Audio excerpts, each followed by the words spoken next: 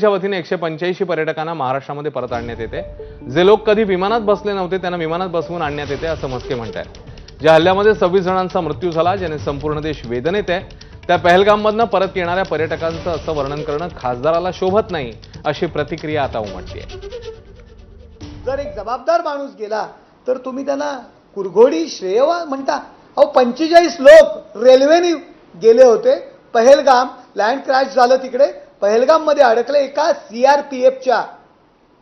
गरीब लोक, खाण्याचा प्रॉब्लेम होता। सीआरपीएफच्या कॅम्पमध्ये ते लोक राहत होते।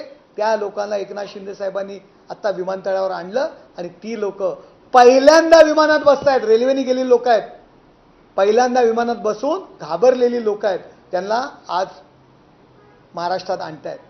हे काम, ह्या कामाला कुरघोडी म्हणता।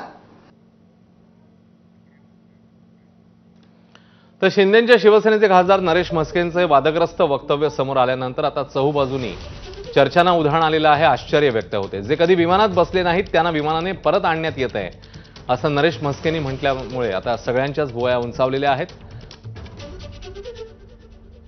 शिंदेचे खासदार आहेत नरेश म्हस्के आणि त्यांच्याकडनं हे वक्तव्य झाले।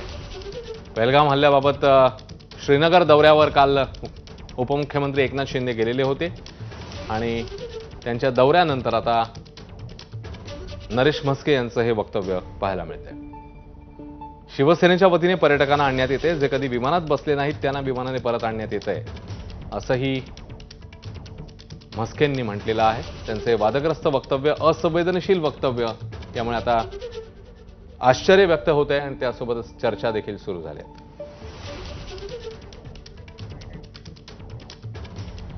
तर ठाकरेंच्या शिवसेनेच्या नेत्या सुषमा अंधारे आपल्यासोबत आहेत या संदर्भात बोलण्यासाठी। आधी आपण नरेश म्हस्के नेमकं काय म्हणालेत खासदार हे त्यांना ऐकूया आणि मग त्यांची प्रतिक्रिया घेऊया। सुषमाताई, आधी आपण नेमकं नरेश म्हस्के काय म्हणालेत ते ऐकूया आणि मग बोलूया।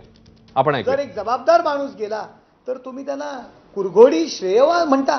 अहो 45 लोक रेल्वेने गेले होते। पहलगाम लँड क्रॅश झालं तिकडे, पहलगाम मध्ये अडकले एका सीआरपीएफच्या। गरीब लोक, खाण्याचा प्रॉब्लेम होता। सीआरपीएफच्या कॅम्पमध्ये ते लोक राहत होते।